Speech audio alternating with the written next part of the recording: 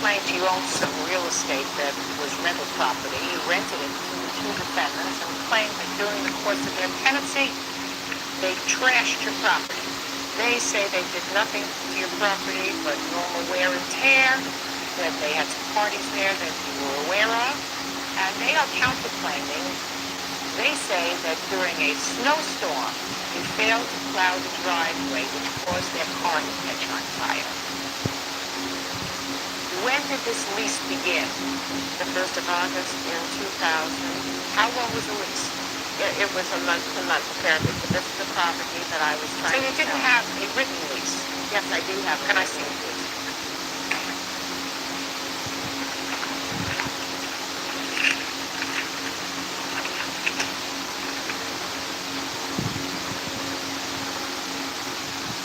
Okay, so they rented the property on August 1st.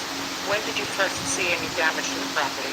Well, I was getting complaints from neighbors all the date. Probably in October. It became obvious that they were having parties there and so forth. Okay, when was the next time you were alerted that there may be any problem with the property? Well, as the snow left and I could see that the land was fairly well destroyed all around the place from four-wheeling and so forth, but the final blow, I guess, came when the neighbors were complaining to the point where they were telling me I had to get rid of them. And that's when I went out in the first part of April, discovered I these. see some pictures there. Yes. Let me see photographs.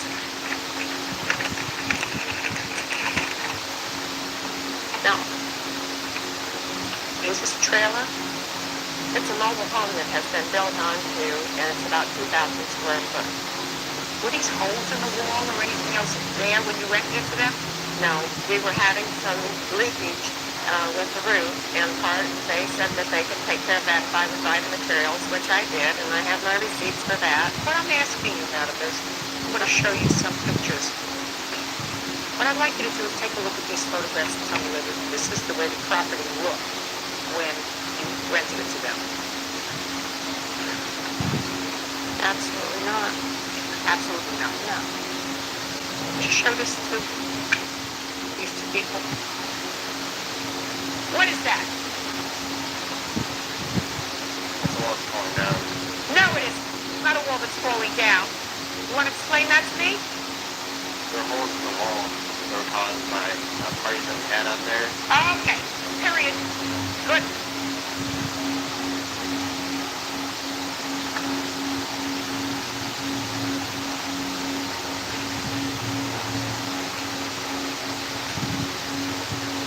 That's our refrigerator, Your Honor. Is that the way it was when you got it? That was our refrigerator when we moved in. Oh, good. So I don't have to look at the refrigerator. Perfect. They bought the refrigerator, right? Madam. That doesn't ring a bell with me. Well, it doesn't ring a bell with you. They say that they bought the refrigerator. I trust that they bought the refrigerator's there. I'm sorry. Same party? Yes. You got some nerve. What's wrong with you? Huh? What is wrong with you? Well, in the beginning, when we rented the property, Sherry told us our deposit wasn't for the trailer. She didn't care about the trailer. She said, trash it or fix it. Those were her exact words. She don't care. Trash it or fix it. It's up to you. We fixed it in the first place. The roof got so bad, the house was fully unlivable. There's no hot water, no furnace. So move. So move. You are being held a prisoner. Also, before I'm not finished with you. If the trailer is not habitable because there's no heat, no hot water, you have the ability to get out of this lease, right? You don't do this to somebody else's property. Nobody says trash it. Nobody normal. She's not abnormal. our words, trash it or fix it. Bull. Not common sense. Unless somebody else on heavy doses of something. And if you live in a place, I'm assuming that she was having a mental lab, said that to you, you still don't do this. So you have to pay for all the damage. Maybe half the reason why she didn't care that we trashed it is she told me once that she had that trailer insured at over $30,000 and it'd make a nice insurance claim. And that trailer is appraised at a little over $3,000 for the whole trailer. The roof damage is well exceeds $3,000. $2,000 to have that roof repaired, so the trailer's worth nothing. And Why she didn't has you to just insure live it. there peacefully? I mean, what joy does somebody get in causing this kind of damage? What joy? When I moved in, If you're, just a second, did you move from your family's house into this property? yes, Your Honor. Did you do this to your parents' house? No, Your Honor. Then you know better. It's not as if you weren't housebroken. You were, in fact, housebroken.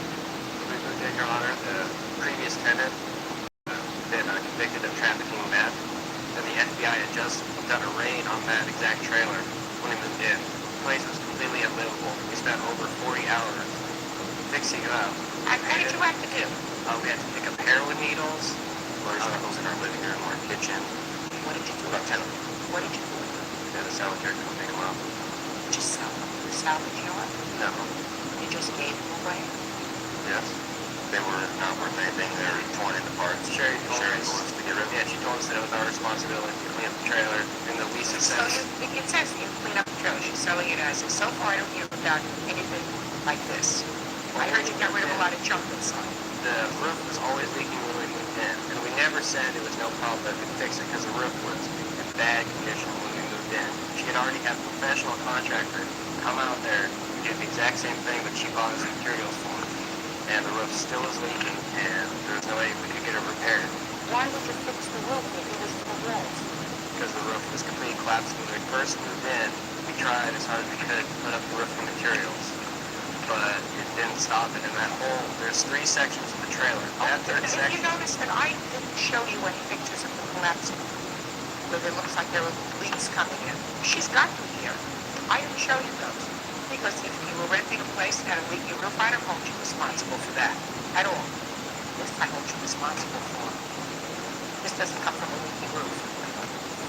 Real cases, real people. Judge Judy. Sherry Gregory says former tenants Joel Terma and Chris Vilspot trashed her property. Joel and Chris say Sherry is a con artist. According to you, you were just following instructions. Right? not necessarily following instructions, but knowing you put 3 kids under the age of 19 in a house on a farm, you know what they're going to do. You tell them they can trash it or fix it.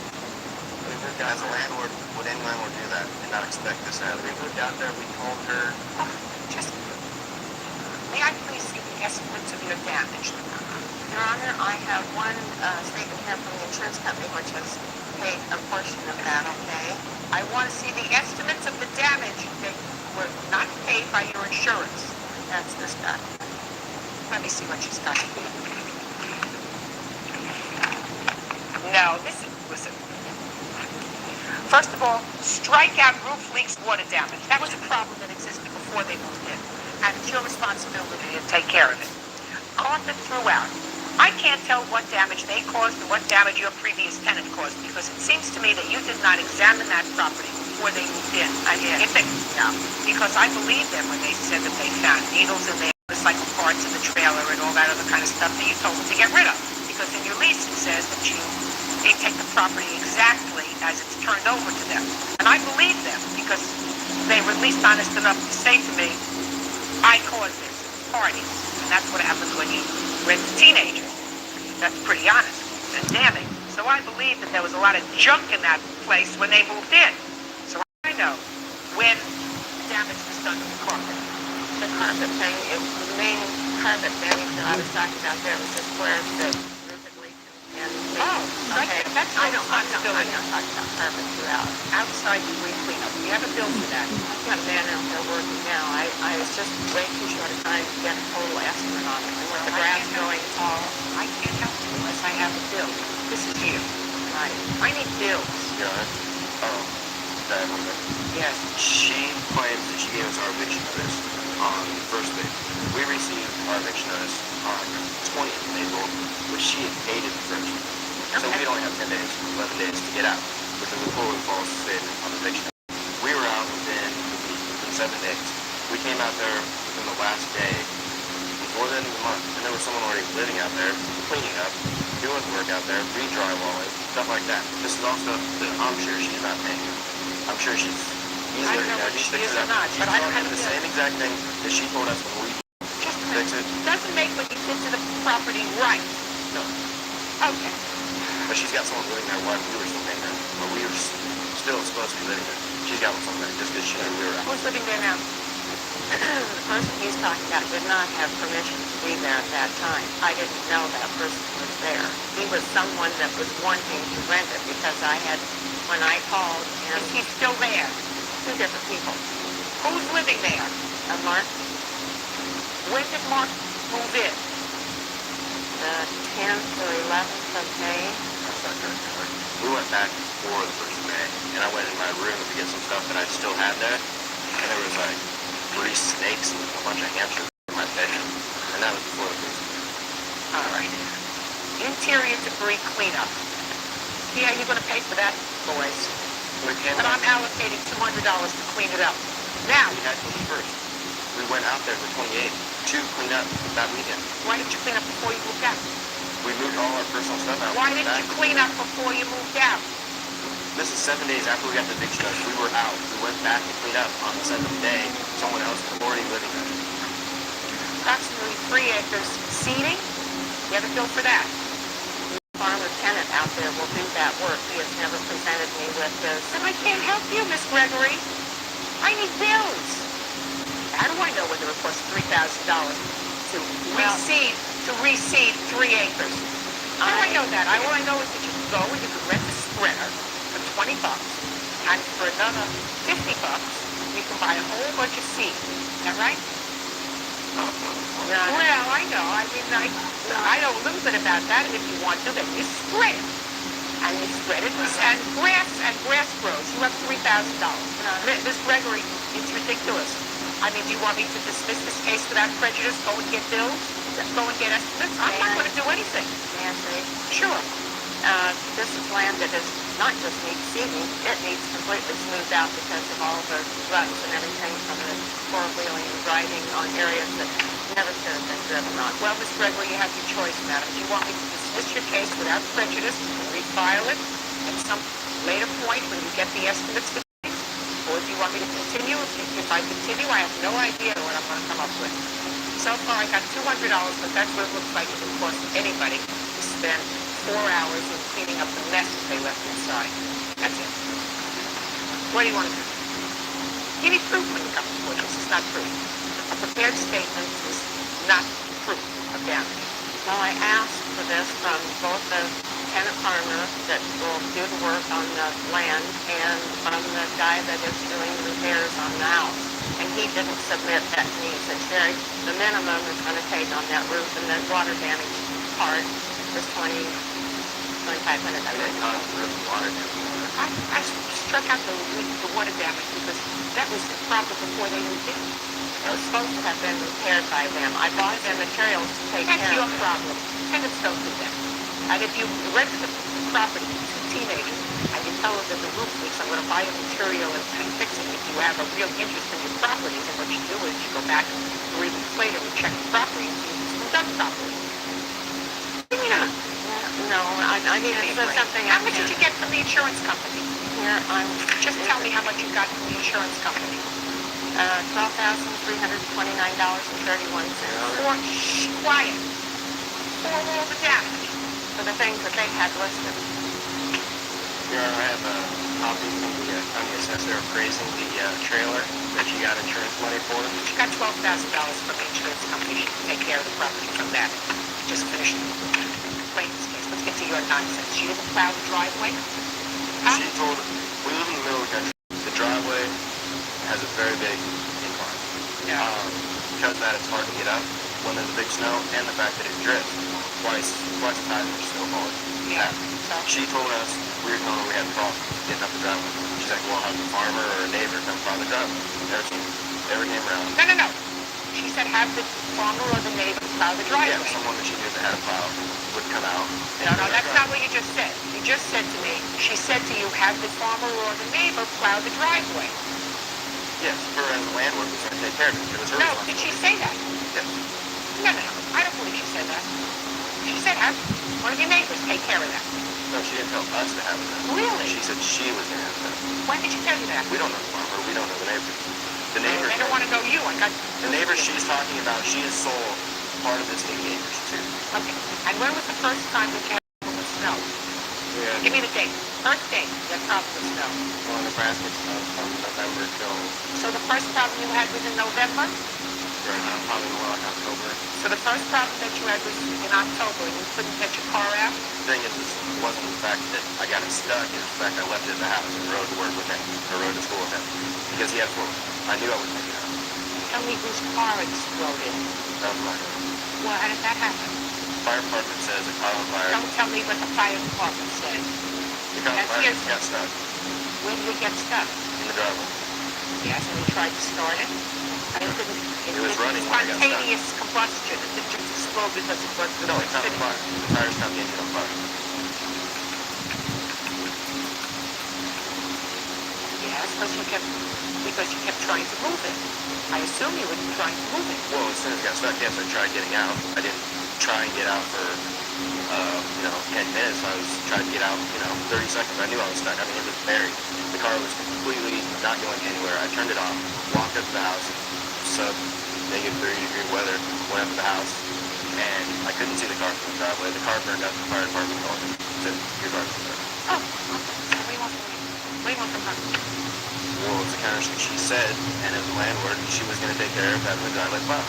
And she didn't take care of She it told me starting. she was Listen, gonna- listen to me carefully. When did you talk that your fire? What month? December. December. If she told you initially, and you say it started to snow in October in Nebraska, that she was going to plow, and she didn't plow, you know what you do? Move! October, November, December. You're not a prisoner there. You don't like the leaks, you move. You don't like the heat, you move. You don't trash it. You don't blame her for anything. You get out. So, you got $12,000 from the insurance company? Good.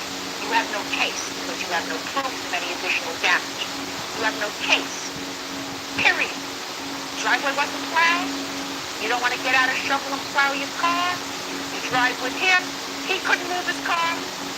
Move. Don't rip teenagers anymore. Goodbye. What is our excuse? They step out. She told us we could trash it or fix it. I knew boys that age were not going to be ready processed, but I didn't say trash it. And maybe she meant something else, but that's what she told us. The boy before them had, not too good at housekeeping habits either, but they didn't destroy the place. I just find it funny that you already got $12,000 for a trailer that's only appraised at $3,000. 36-year-old caretaker Julie Castellano is suing 35-year-old hardware installer Hector Moreno Sr. and his son, 13-year-old Hector Jr. Julie says Hector Jr. threw an egg at her car. Miss Castellano, you're driving along in your car and you hear something. Yes. Tell me, describe what you heard. Just a loud thump. A thump. Thump. A thump. That's what you said here. Yeah. A thump. What did you do? I immediately pulled over and I noticed that there was egg on my vehicle. So an egg hit your car. It looked like maybe more than one, but I don't. Yeah, it could have only been one egg because all you heard was one thump. Right? I believe so. You heard one thump, you got out, looked, and there was egg droppings on your car. Yes. And as your claim that the defendant's son threw the egg, it caused damage to your car, which you estimated over $2,000. Yes. Is that right? Yes. Okay, so what makes you first think it was the defendant's son? There was a group of children standing on the side of the road, How many children? probably 3 or 4. And I went up to them and I said, you just threw something at my car? And they said, I'm sorry. And they seemed like they were a little bit afraid. And then the father came out, Mr. Mann came out, and I told him that I believe your children had thrown something at my vehicle. And then he talked to his son, and then he came back to me and said he would take full responsibility for it, told me to get an estimate, get the car washed, and he would take care of it. Miss Castellano, let us assume for the moment that the defendant's son was involved in throwing an egg at your car. You're the son? Who threw the egg at the car? Juan. Who's Juan? Is that a friend of yours? Step up. Did you throw the egg at the car? Did he throw it at the car? No. Why'd you throw an egg in the car? No, accident. Good. You don't throw an egg by accident. No, good.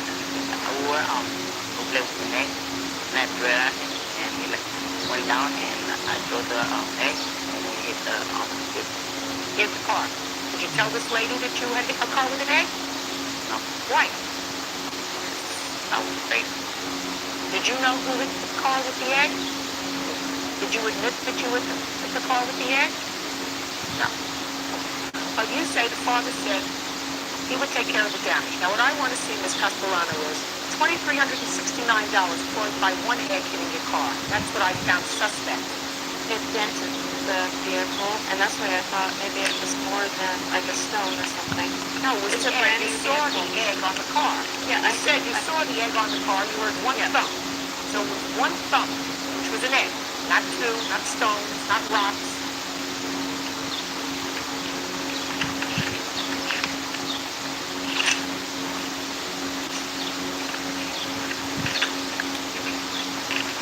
You point to several different areas, madam. You've got dents in two spots on your car.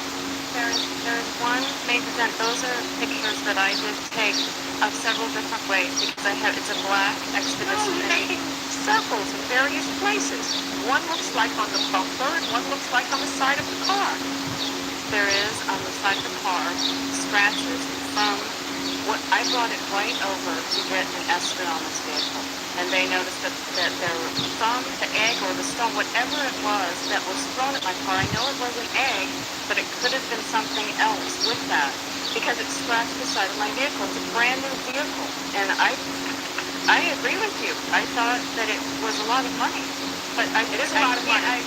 It is a lot of money. And you're suing the wrong person for all this money. My son's friends that were in the car know Mr. Marino's child. And Yes. he saw him do it. Really? Who saw him do it? Raise your hand. Really? You saw him do it? This was during the day or at night? That night. What time at night? Say around 9:30. Who wants to go first? Who are you? My name's Brandon Castellano. You know Juan? I've never met him. You've never met either one of them. I said, tell me what you saw. Like we were driving from San Diego, so we were Yes. coming home. I turned to the right, you know how you see people on the side and you're looking, and I seen someone throw the egg. I seen Junior Hector Marino throw the egg. You've never seen him before? No, but I can that I saw him. Really? What was so clear about Mr. Marino that you know he was Mr. Marino as opposed to Juan? Because I got a good look at him. He was wearing a white shirt. So my question is, are you identifying him by virtue of the clothes he was wearing or his face? Oh, I've seen his face and his clothes. When? When I turned to the right and I seen him throw the egg. When you went up to the house, did you go with your mother? Yes, ma'am. What did you say to your mother? I pointed him out that I was the one who threw the egg. Without question, you pointed him out. Without question, I know without a doubt. Is that right? No. He came up to me with cursing him. At you? Was he cursing at anybody else? What was he saying to Juan? Like the F word and mama and something about me. According to you, Ms. Castellano, you said in your complaint, my son and his friends got out of the car and told the other boys, boys, that they saw them throw something at my car. Little Hector Marino, Jr., that's you, said, I'm sorry. Did you say that? Real cases, real people. Judge Judy. Julie Castellano says 13-year-old Hector Moreno Jr. threw an egg in her car. She wants Hector Sr. to pay for the damage. What did you say? Nothing because my dad came out and he said to go inside. So what did your son tell you, Mr. Marino? When I heard something, that somebody was yelling me outside my house, I went out. They said, what happened? I asked them. They said, Who's they? then one his brother and another two boys, they were. And I said, what happened? Then he said, Who's they? One boy is talking to you. Your son spoke to you. What did he say to you, Mr. Marino? I asked them. You asked him. I want to know what you asked your son. I asked my son, what happened? And what did your son tell you? I don't know. He told me, I don't know. I swear I don't know what what happened with the car. Because I saw she was standing in the car. Yes, I don't know. It's like getting to the house. And then Castellano, he says, your son drove a knife to my car. And I asked them who did it. And everybody was. I don't know. And she says, that is where I get my car. You can feel this brush in the front mold. And I said, take it to the car wash, for the car wash. She said you can see the scratch on the chrome molding. It's not on the side of the car. She made me feel the chrome mold. And I said, it's okay. Just take it to the car wash. You can pass tomorrow. And during the day, we'll see the damage and we'll see what we can do. 3 days later, she sent me a bill for only $500. Out of the question. It's out of the question even if your son threw an egg at her car. But you lied to your father because you knew what happened with the car, right? When you said, I don't know anything. You knew what happened. Yeah, and then I took my mom inside and I told her what happened. But you lied to your father. Right? And you lied too when you said, I didn't know anything. So, well, when did you finally tell the truth? When he was like going to talk with us about the damage. All right. What I want to see is the estimate that you have for this car, Mrs. Castellano. I have the first estimate that I got. Let me just take a look. I just want to see what these estimates generally look like. Point of impact, right front. 18 days to repair. That's why I don't know if it was just an egg. I mean, I know I heard a thought that it could have been a number of eggs. It could have been something because my car has nothing, no dent, Miss no Castellano. scratches. Miss Castellano. Yes, sir.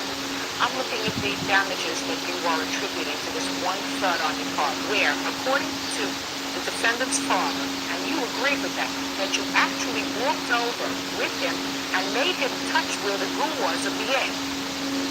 Right? You heard one thump, one. So unless there was some sort of rock or abrasive material plucked in this egg, which is highly doubtful, it was an egg that hit your car, not for $2,500 worth of damage on the bumper. It just doesn't happen. But in any event, I am not satisfied that this young man did it. I have another young man who acknowledges that he did. I think he ought to sue his family.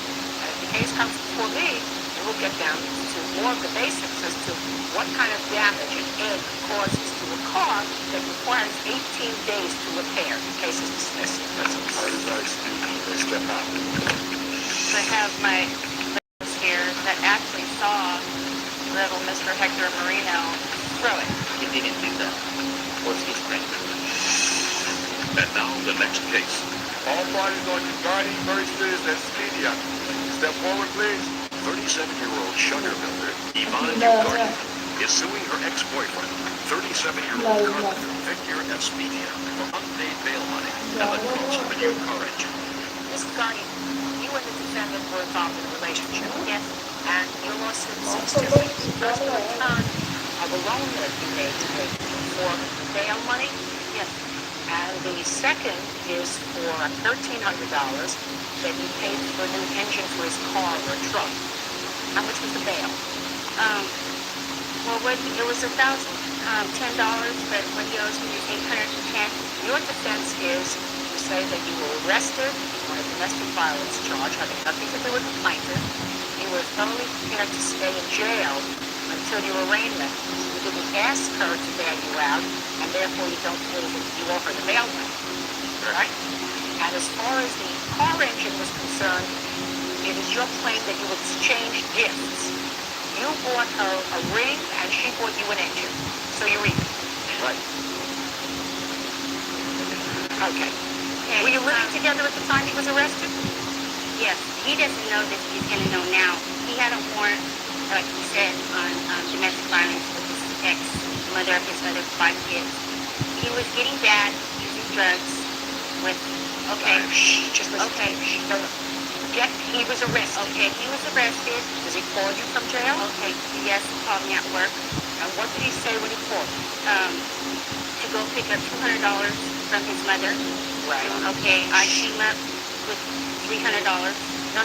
Okay, he told you to go pick up $200 from his mother. And he wanted me to bail him out. So Don't interrupt again. Look at me.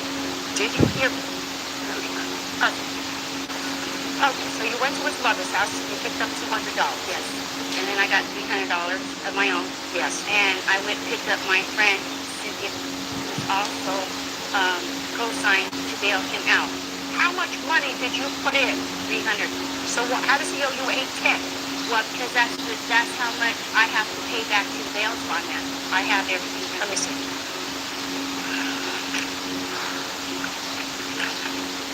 And that's everything that I've paid so far, as far as receipts.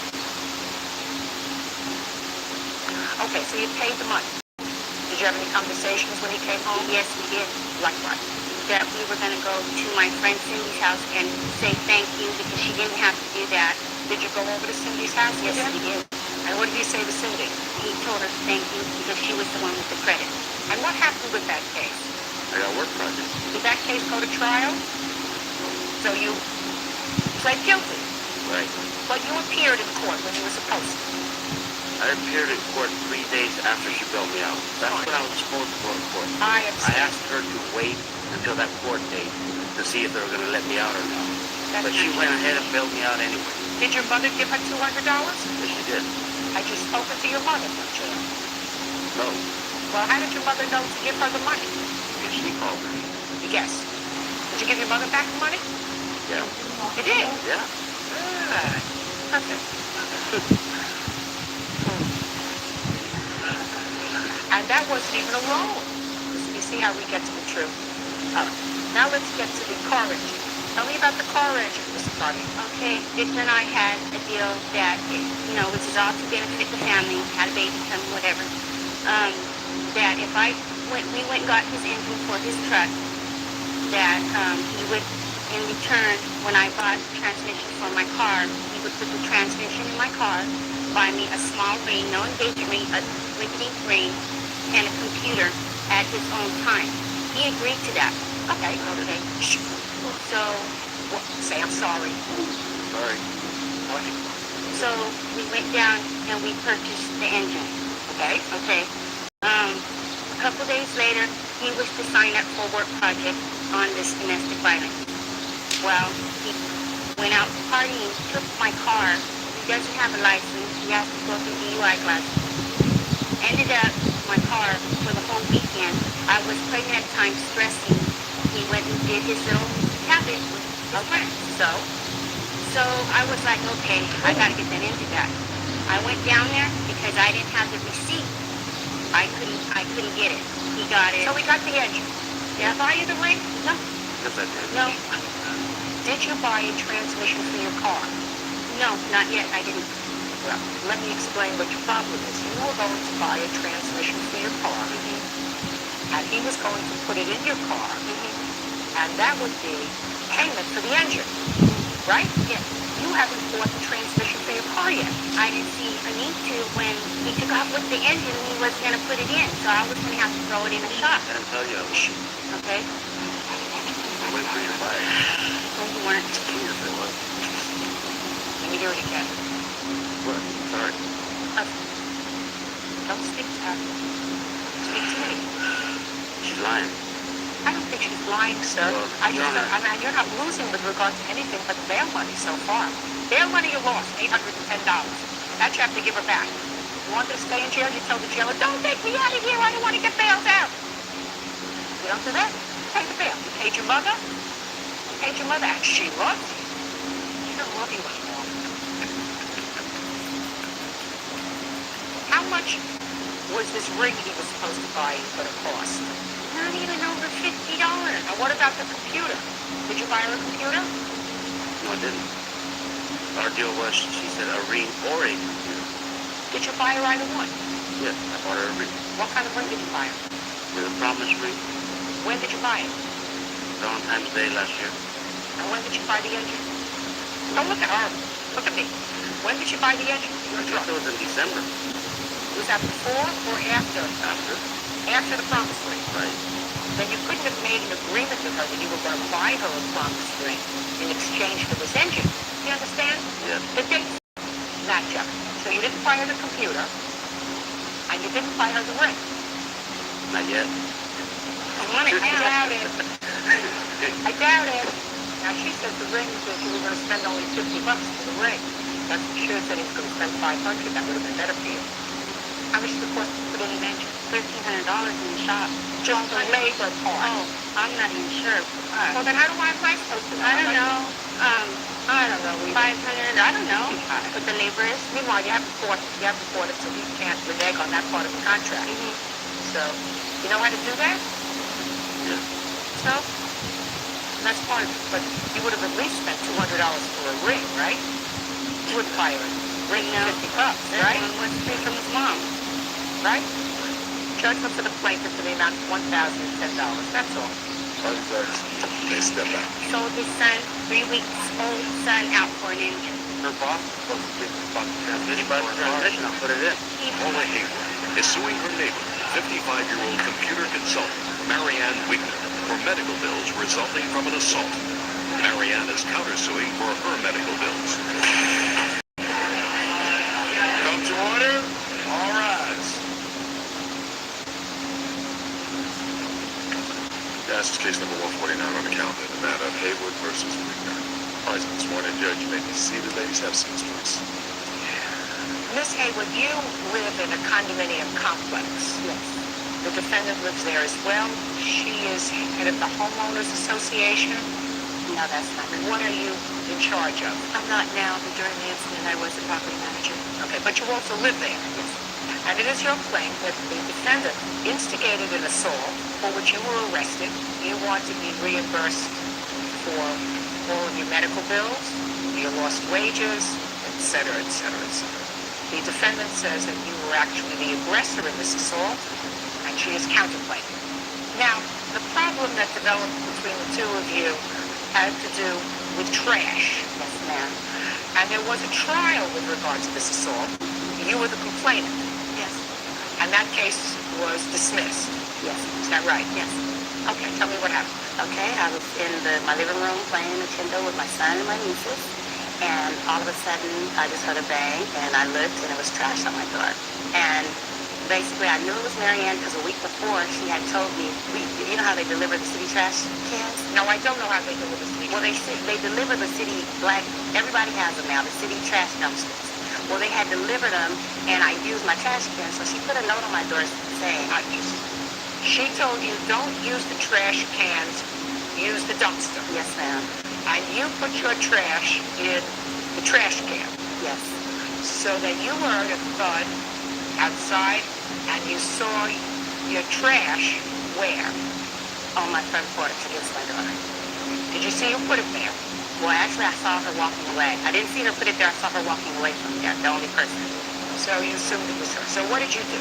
Well, I went to the door to see who put it there. I saw her walking up, and so I went. I put on shoes. I wasn't dressed. I had on a gown, so I went and threw on some sweatpants and a shirt. And actually, I went out and put it back on her porch. And how far is her porch from your porch? It's probably like 8 feet.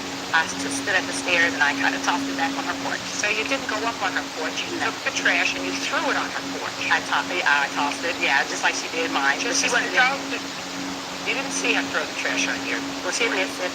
Shh. I want you to try answering my question. Okay. You didn't see her put the trash on your porch. No, I did not. You came out, saw the trash on your porch, and flung it on her porch. Yes, ma'am. What happened next? Then I went back into my house, and it came flying back against my door again. You didn't see who it was. No, I thought it was her. And what did you do next? Now you got your garbage on your porch. It was tit for tat. I mean, in actuality, I asked you. I went and I threw it back on her again. That's not. And what? Just a second. And what happened next? She came out and pepper sprayed me, and the gardener was a witness to that. So she came out and she sprayed you in the face. Yes. What happened next? So she sprayed me. It's like got into, because I actually was turning when she opened the door. I was turning to go back to my apartment. So when I turned to go back to my apartment, when it got in my eye, when I turned back around, when I heard her door open, I turned around, and so it got me right here in this eye. So in actuality, I held my eye and I went to grab her can from her because she was walking towards me spraying. So I went to grab the can of pepper spray from her, and then we struggled over it. Like, trying to get it away from each other because I was going to spray her back, to be honest with you. But she sprayed me. Okay, go ahead. So then as we struggled over it, she hit me because it wasn't getting loose. I hit her and we hit each other and we struggled over this can. And basically with one hand on the can and one hand like striking each other. Yes. Sure, y'all. Just going to get to you in a minute. Go ahead. Then we ended up over a fence where Mr. had came down and he grabbed me from behind and choked me and dragged me back. And at that time, Marianne came with a rake, and I grabbed it while he's choking me, and I'm on the ground. He's a director of the condominium, one of the directors. He owns the condo above Marianne. So he saw the scuffle evidently and went out and restrained you, and she went and got a rake. Is that what you just said? Well, he didn't see it. Well, he was upstairs, and then he came down. And so yes, and then she grabbed the rake from the garden. Yes. And came at me with it. And it's like as I'm trying to fight his hands away from me, I'm on my knees. I reached up, when she came at me, I saw through my peripheral vision a person approaching me. So I just reached up at the time she came at me with it, and I grabbed it from her. And then I tried to get Mr. off because I'm asthmatic and I couldn't breathe, so I'm trying to get him off of me. Then he starts letting go of me as I'm standing up, catching my breath, but it took a few seconds before I could catch my breath. He, I guess to grab the rake from me back from me, he stepped towards me and I hit him over there. I hit him with the rake. I swung the rake and hit him in his head and I dropped the rake and I walked into my house and I called 911. You were in fact convicted of assaulting Mr. I was found guilty. You were found guilty. Of a lesser convicted. Yes, Of assaulting Mr. for the less flattery, yes. But acquitted after a trial with regard to the defendant. Yeah, they dropped charges against me for her. All right, so now you tell me your version of what happened. Could I go back a little bit deeper than that? To when? October of 1999? No. Stay with this. If there was bad blood between the two of you, that's not relevant. It kind of sets the scene, but anyway, 14 cans were delivered in the parking lot along the edge of the back into the parking lot real close to one of the units. The only reason they were delivered there was because we were going to do an enclosure out where the dumpster is on the street and then move the 14 cans out there. So it was like a temporary layover. So I delivered a notice to all units and let them know that until further notice, please use the dumpster. So a few days later, there's 2 cans that are full of trash. Actually, one was full of trash. It was unit number 9. It had the numbers on each one of the cans. What unit are you That's in? not true. Just answer my question. I'm unit number 9. You're number 9. Yes, ma'am. Okay, go ahead. And I delivered a notice to both unit number 9 and 11 and reiterated the fact that we have a dumpster and you don't use the trash cans. And please take the trash out of there and put it in the dumpster. Number 11 came to me and she said, I'm so sorry. She said, I debated whether I should do that or not. The next thing I know, I get this back on my door. They shouldn't be there then. You empty them yourself and kiss my crazy. Which was typical of the conversations I would have with Paula over parking. And she said, Why did you write for this nasty? Well, I did. In actuality, Why did you write on this I did nasty? not write that exact what it says. I mean, basically that is copied on there. I mean, because I saw that when I went to trial. I did say that they shouldn't be there, but I did not say the B. I mean, I didn't call her in actuality. No, you wrote this down. No, I wrote that you're crazy, the crazy part, but I did not write. Yeah, you wrote a nasty note. Oh no, Crazy. yeah, I So mean, you wrote crazy. Told an empty. You know why? I'm speaking. Okay. Real cases, real people. Judge Judy. Paula Haywood says neighbor Mary Ann Wigner pepper sprayed her during an argument over garbage cans. Mary Ann claims Paula instigated the fight. Can I ask you a question? Put it down. Okay. What's the difference if the condominium where you're living says, please don't use the trash cans, please use the dumpster? What's the skin off your nose taking the trash and putting it in the dumpster? Okay, I have pictures, it was in evidence, but basically, and she gave me a note. She has a note that says, you know, the dumpsters are overloaded, we're going to be getting a lot for something because we think other people are using our dumpsters, and don't put your trash on the ground outside. So why of the can't, dumpster. so madam, So there was talking about being civilized. So if you get this note and if the dumpster is full, why don't you say, listen, I got the note and I'd be more than happy to comply, but they're full, so I have to use the can. She had never gave me that. My job, I was working from 8 to 8, doing caregiving for a handicapped job. And I lost my job, making $100 a month, but I never received that letter. She put that on my door, actually, when she threw the trash back the second time. That was attached to the trash can. I don't know if I believe you. I think that you copped an attitude. It doesn't mean you're entitled to get sprayed with pepper spray. I'm not there yet, but I believe you copped an attitude. Now, you find the trash on you, who threw the trash on her porch? Bob actually put the bag on her porch and said, please take this trash out to the dumpster where it belongs. Why would Mr. take the trash and put it on her porch? I mean, that's sort of an aggressive act. Take it, toss it on her porch. I didn't expect him to do that. What happened was there were previous confrontations with Paula Haywood over parking incidents, and I was attacked by her in my home. She came in my home, she tore the phone off my wall, she jabbed at me, and she socked me in the eye. And then her mother, before the police came out, her mother did the same thing. She walked right in my home. I'm getting ready to pack. So why, listen, those are the things you want to talk about before. Yeah, right. So So you're not happy with these people as tenants. Right, and I had other... Now, after she took the trash and tossed it on your porch, what did you do? I didn't throw it. I put it down in front of her door, and then I walked away. Okay, what happened next? Then I was with the maintenance man in front of my unit, and I was helping him pick up some weeds and some trash and things. The next thing I know, I felt something behind me. I had previous to that, picked up some pepper spray because of my previous incidents with her. And so I had the pepper spray in my hand. I heard something, and I turned around, and she has this bag that I had already inspected. In fact, here's some pictures. It was her bag. There were 3 jugs of glass in there. So when I saw her hurling it, and it was about ready to come down on me, I pushed the spray. I didn't really know how to use the pepper spray, but I sprayed it. It hit her in the chin. I did see that. It didn't hit her in the eye. It hit her in the chin. The next thing I know, all hell broke loose, and she grabbed a hold of me back of my hair. She threw me over the 3-foot iron railing, and she took that can out of my hand and she beat me. I've got pictures here of what she did to me. I've got bruises on my ribs, my eyes, and my forehead. Your Honor. Just a minute. I told your story.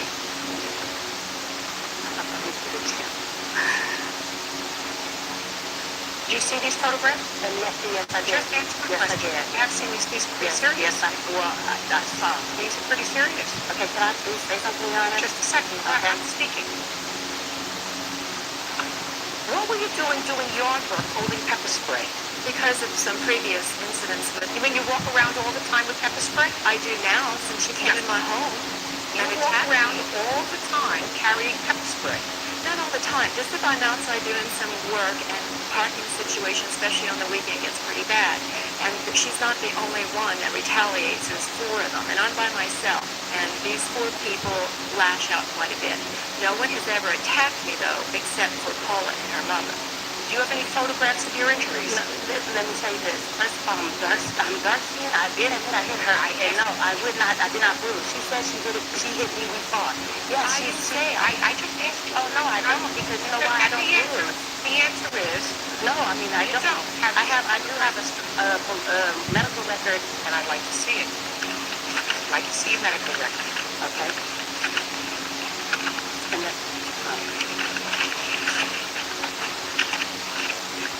All right. So you went and took X-rays, and the X-rays were normal. Is that right? it says it was a reversal of and that means I had a sprain, and I wore a hard neck brace for 7 days, and then had to go back, and I wore soft ones for 7 days. Now, Miss Hayward, when you saw the trash that she had put back on your porch, and you see her, what do you want?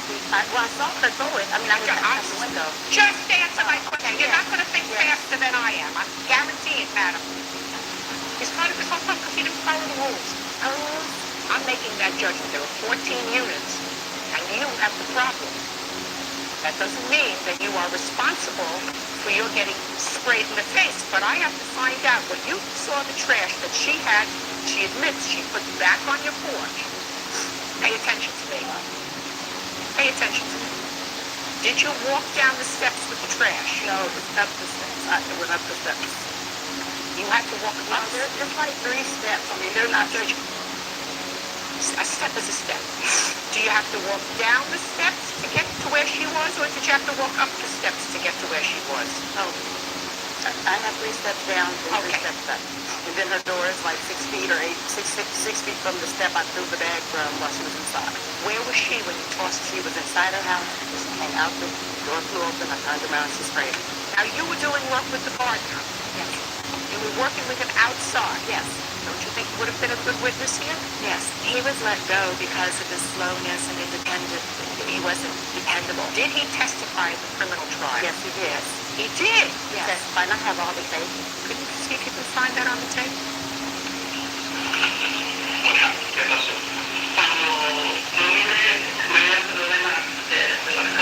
When I saw them coming out of the door, they were saying things with one another. They were arguing. ¿Usted cómo empezó la pelea? No, porque cuando ella estaba de la puerta y él también. No, because when Marianne came out of the door, I turned around. The witness clearly says that he saw you, Miss Wagner, coming out the door. I was at my door because it's right there in the same general area that the yard is. I understand that, but he clearly said he saw you coming out the door, which means that you weren't out doing yard work. I have to believe one version or the other, and it seems much more logical to me that you saw the trash being thrown on your door, you ran and you got your pepper spray, you came out the door, and you sprayed her with it. I say that because if you're outside doing yard work, it means you're working with both your hands. It's sort of cumbersome to walk around holding a can of pepper spray. In any event, you tell me, Miss Hayward, what you believe your damages were as a result of this unfortunate incident. I lost my job. I've lost wages. I have a note for my job.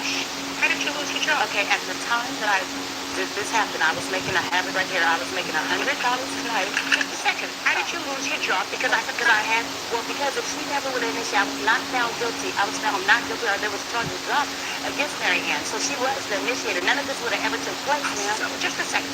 Is your claim here that because you were convicted of one assault, that is with regard to Mr. and that conviction would never have taken place but for the fact that she started this altercation with you? Yes, ma'am. Is that your cause of action? Yes, ma'am. And Sorry. You were not incarcerated because of her. You didn't lose your jobs because of her. You overreacted with regard to Mr.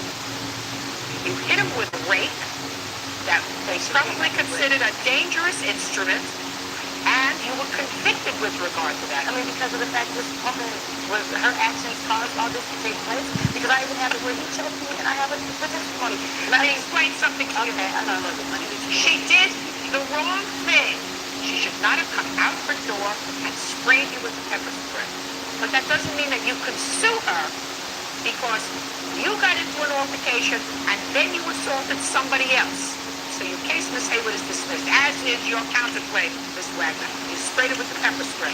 She reacted, you got injured, but you were the aggressor with the pepper spray. That's all.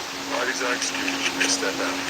I do think it was unfair because I never had a criminal record ever in my life. You can't talk to her. You can't even say hi to her without her saying some obscene sentence. It was just humiliating. I didn't get to talk to my child for 6 days. I wasn't called me jail. Victims, watch out because you turn out to be a criminal in the end.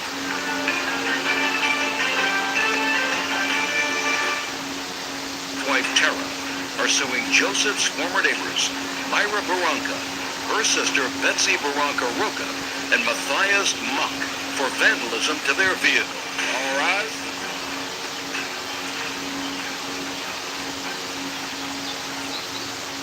This is case number 19 on the calendar, the matter of Tedrick versus Baronto Roper Monk.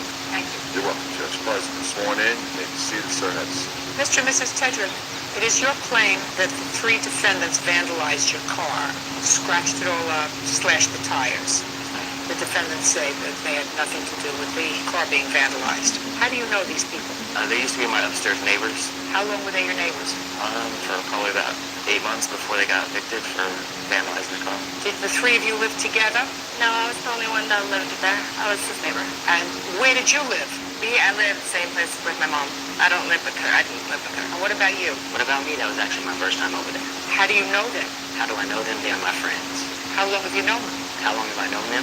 Why do you keep answering my question with a question, sir? I'm not going to give you enough time to think of an answer that's not going to be honest. Do you understand? Yes. Good. How long have you known them? 3 years. Each of them? No. Who do you know 3 years? Raise your hand. Raise your... What?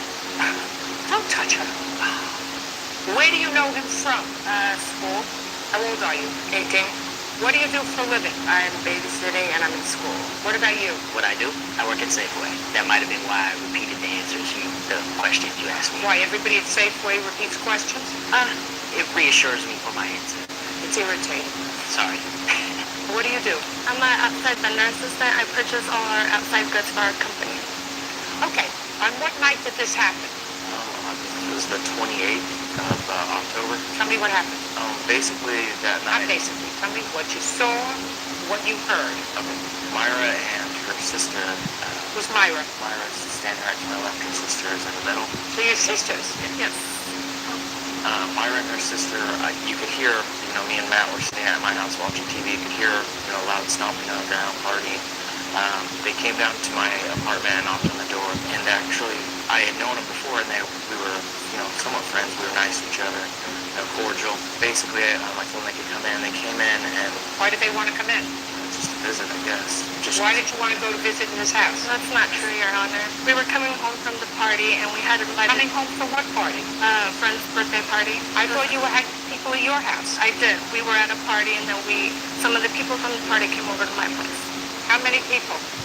Maybe 10. So first you were at a birthday party. Yeah. Until what time? Maybe like 1 o'clock. Had they been drinking at the birthday party? Yes, I have. What about you? What about the other 8 people at your house? Some of them, not all of them. Did you drive to the birthday party? No. You walked. No, somebody drove me. So tell me what happened when you came back to your house. Like he said, he probably heard the footsteps and he opened the door. I had invited him to come up to my place. He came up there and we talked for a little bit. Then I went back down to his place. Why? That's my question. Because I didn't have any shot glasses. And he What's did what? invite her. Was I looking in your direction? Did they teach you that at Safeway? No, they didn't. And no, you weren't. You went down to his apartment. Right. Well, that's what he said. And you said, no, that's not right. But you did go down to his apartment. And you went down to his apartment because you didn't have Shot glasses. because you were continuing to drink. Yes, ma'am. Did she ask you to borrow shot glasses? Honestly, I don't remember whether she did or not, but they stayed for maybe like 10 minutes, and then they kind of got like rowdy because they were drunk. They were starting to talk louder, and they said that I was bad dogging, or what they said, her boyfriend, and I don't even know who her boyfriend is. You were mad dogging a boyfriend. I read that. What does that mean? Like all I asked him why he was always like being shady pretty much towards my boyfriend when he saw him, like looking badly at him. That's all I asked him. He got really offended about it, started arguing with me, so I started arguing back and called me and my sister a couple names. And then that's when he told us to leave. We did, and we went up to my apartment. Okay, go ahead. So I asked them to leave after they started saying, bad dogging her boyfriend. The exact conversation where she said, why are you always mad dogging my boyfriend and being shady? I'm like, I don't even know what your boyfriend looks like. And I was like, anyways, you guys are rowdy, you're drunk, you guys can leave. Where were you? I was at home with our daughter at a different apartment. What do you mean in a different apartment? You two separated? Yeah, we're still legally married, but we're separated. So you're here only because it was your car? You We're didn't home see for the car. So you didn't see anything? No. You weren't there that We night? have another witness that was there. Yes. Okay, but you weren't there. Okay, you can sit down. Okay. Keeps things clear in my mind. Go ahead. So after I asked them to leave, that's when they started getting really mad that I was taking offense to what they said. Started yelling, and they were right at my doorway, like in the doorway, and I was just, oh my, I said, something derogatory to them. I can't remember at the time what it was, because they weren't leaving my house. And I shut the door, and then they repeatedly pounded on my door, swearing, saying, let us in, we're going to do this to you, basically assault me. And I said, I'm not going to let you in. And then within 10 seconds, I could hear because our apartments actually have a door you have to get into before you can get into all the apartments. I heard that door open. They went around to my kitchen window, picked up a rock, and threw it through my window. So I immediately called the police. Yeah, but you didn't see anybody throw the rock at you? No. Okay, keep going. So when the police came, basically I didn't see anybody throw the rock, so the police said there's no proof, so they had to leave. So about maybe 10, 20 minutes later, I'm sitting in my living room with Matt watching TV. My sliding glass door is open, and I brought a tape of my apartment, my patio, exactly where I walked out, and turned to the left because I could see my vehicle, and I seen the 3 defendants, Myra, Matthias, all standing by the car. And the reason why I got up to look at this to start with was because I heard a loud shh, and those were my tires being popped. So I looked When you out. say pop with what? I'm assuming with a knife when we took it to Les Schwab to get. But they were slashed. It wasn't just the air being let out. No, they were been punctured with a knife or something. You were there that evening, sir? Yes. Step up. Tell me your name. Kathy. Go ahead. I was there that night. Joe noticed the loud slish sound, and they asked me to come see what it was with him. Come out where? Out to the patio, because he heard the loud noise, and he told me to come out there. So I went out there, and I saw those 3 slashed tires. All 3 of them? Yes. Tell me exactly what you saw. I stepped out, and then I looked over, and then they were like on their knees by the tires. All 3 of them? Yes. And then what happened? So when I looked out there, I could see, obviously there was people coming around to other tires to slash the other 4s. They slashed all 4. And then you could see them standing up, circling around the car. And What did you say? I didn't say anything because I didn't want to go out and get in an altercation with somebody and get in any kind of trouble. I immediately called 911. I was on the phone with them while I'm watching them finish scratch my car. You have the 911 call? I don't have the call, but I do have the police I'd report. like to see the police report. They were all wearing very distinctive clothes too. They were wearing barmaids outfits, so it'd be very hard to mistake their identity. Okay, now we'll hear you. Who's going to speak? I will. Go ahead. After I went down to his apartment, we had the argument. I went back upstairs to my apartment. He was calling us names and he was threatening to kick our butt or whatever. That's when I called the cops and they had came and, He left after you had the argument and he slammed the door in your face. He started calling your name from inside his apartment. yes, that's correct. From inside his apartment. He was yelling through the, From inside his apartment. yes. Okay, Because so you called the police. I called the police Go ahead. and they came and they told me to separate and no contact with them. We were upstairs for a little bit. We were going to 7-Eleven. What were you going to 7-Eleven for? Getting some food. And we had heard a broken window. Tell me what we heard. I had heard a broken window. Now, you were going to 7-Eleven. Where was the 7-Eleven? Like 2 minutes away from my house. How were you getting there? We were driving. Who was driving? Uh, Is not an answer. she was driving. The 18-year-old who was drinking. Well, she wasn't like drunk. She had like a beer. I had some drinks, but I wasn't. Keep going. Not getting happier for you. And I heard a broken window from up to my apartment, and I didn't think anything of it because he is very violent. From the first time that he moved into our complex, his ex-wife had came up to mine and my roommate's apartment, crying, saying that her and him got in a fight. She asked Could you us, move on, please, to the 28th and the 29th? all right, I'm well not then, interested in this social drama. okay, well then after that, there was a lot of people coming in and out of my apartment, and he had been talking smack to a lot of them. So a lot of them were mad. And they overheard me being amongst the men, just letting you know.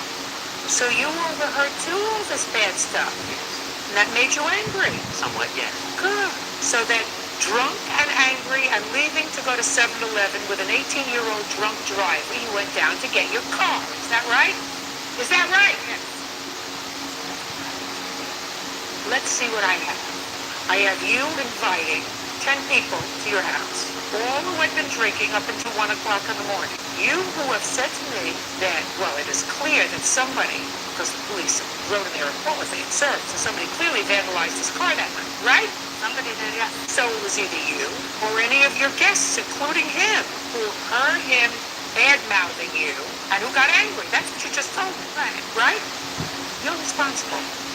You're responsible. You invited these drunken people to your house. Not only did they arrive having been drinking at 1 o'clock in the morning, but according to you, you went down to his house to get shot glasses so that they could continue to drink. And if they didn't have shot glasses, they were going to drink out of their slippers. So when you invite a bunch of drunken people to your house and continue to give them alcohol, you are responsible for what they do. That's one of the prices that you pay for inviting people and providing alcohol for people who don't do the right thing. You got it? Now, not that I don't believe that you and your sister and Mr. Safeway didn't slash the tires and didn't scratch his car, because I don't believe for 1 second that you didn't do it. I believe either you did it or you importuned somebody else to do it or you participated with them. Anybody else want to say? Young ladies drinking is always very unattractive. Very unattractive. Now, men drinking can be unattractive, but there is nothing more unattractive than a woman who drinks and who can't control her mouth, and then can't control their actions. I'm not talking for Mr. Safeway here. Mr. Safeway knows exactly what he did that day. Judging for the plaintiff in the amount of $4,319. Thank you. That's all. Parties are excused. You may step out. Obviously, I could identify them. They were wearing distinctive outfits, barmaids outfits. He didn't see anything, so I don't know why he said we did it. They don't lie about it. It's their problem, not mine. And now the next case. All parties in the matter of Dos Santos versus Spearman. Step forward, please. 22-year-old Jennifer Dos Santos is suing her ex-boyfriend, 21-year-old Dwayne Spearman, for the cost of a plane ticket to Lisbon, Portugal. This used to be your boyfriend. He's not your boyfriend anymore. You and your family, I assume your family, were going to Portugal to visit relatives.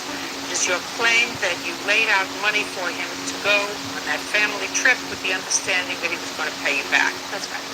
Mr. Spearman says there was never an agreement to pay you back for the trip. You wanted him to accompany you. You wanted him to meet your family. And he didn't have the money, so you agreed to pay for it. Well, tell me about the agreement that you had with him, Mr. Santos. I had spoken to him about possibly going, and I had wanted him to go.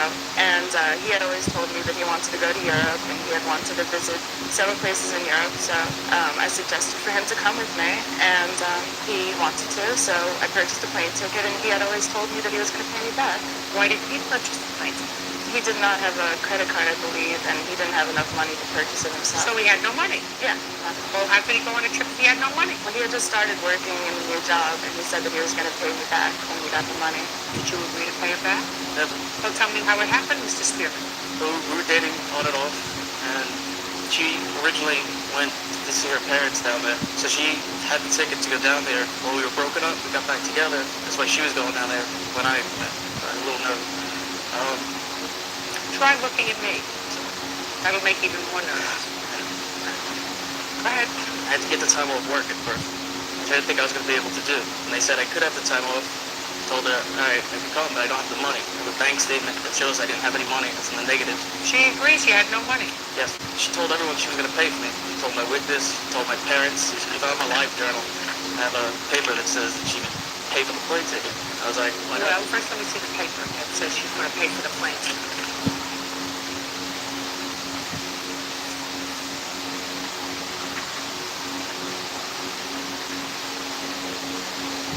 Well, it absolutely says, I bought his plane ticket, he's visiting for 7 days, this is so blank, fabulous. I want to show him so much blank, so much to do, so little time to do it. I have a good feeling about this. Yeah. Yes. I have a conversation that took place between both of us stating that he would pay me back. I'd like to see it.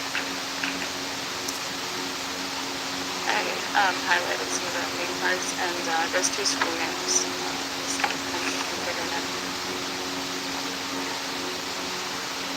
He says, I said I'll pay you back eventually. I'm doing that for myself. Technically, though, I didn't want to go. You offered, I said yes. I win. It's your word against mine, but then you do agree to pay it back, sir. Right? He's just hounding me. No, that was the first time I had spoken to him since we broke up. And Then I spoke to him afterwards, and he had told me that after that conversation took place, he said he was not going to pay me back. She's only doing this out of spite, though. There's She no just spite. wanted me to go after we broke up. This is the only time this ever came about. I tend to believe you. Your Honor, did I see that? Absolutely. Thank you. Yes. Step up to this one. Absolutely. I was First, there. tell me your name. I'm Andrew Blue. I was there the day that they told me that they were going to Portugal, and I kept on making jokes. No, he's in debt, he can't afford it. She blatantly said it was a gift, and he did not have to pay her back on many occasions. Just a second. Didn't you hear what I just said? I know that you had something that you were dying to get out, dying to say. But is there anything different from what you said than what I just said? No. Then you can sit down. Thank you very much. I have other things to do today. Have you looked at that now? Yes, I have a comment about it. Go ahead. I mean, I'm not denying it, but any person, I know ninth graders that can type this up and then. No, but I'm there. I'm not. In ninth graders, I got news for you. I can type it up on that machine, whatever that machine is. I've had more than a ninth grade education. The question is, did you in fact write it? Yeah. Fine. Well, it's just saying, I don't think it should be used in court, though, because anybody. I know, but when you graduate, lie. listen to me. Listen to me. If you had said to me, Mr. Spearman, I didn't write that, then I would say, well, you have to prove that he wrote that. But he did. I believe she wanted you to go. I believe she had a good feeling about your relationship. And she wanted to share the European experience with someone that she cared about. I believe that after you broke up, when you came back, then, Mr. Spearman, you're probably a man of good conscience, and you agreed to pay her, right? Now, how much was the ticket? $1,101. Okay. And I tell you right now that the expenses that you had while you were in Portugal were limited. Parents took you out for most of the meals that you were there, and whatever other money that you spent, you spent. But I believe he has the responsibility to pay you back for his airplane ticket. You agree with that, sir? No, but I respect it. I'm glad, because that email, or whatever that is, that conversation that you had, suggests that you are a man of good character. You don't want me to think otherwise, do you? No. Great. Judgment for the plaintiff in the amount of $1,101. That's all. Objection. May step out. Save our relationship. It's untrue. I'm happy in a new relationship, and it has nothing to do with that. Right, no future, ever. It's ancient history. I'm moving away, and I can't wait to be gone from all of it.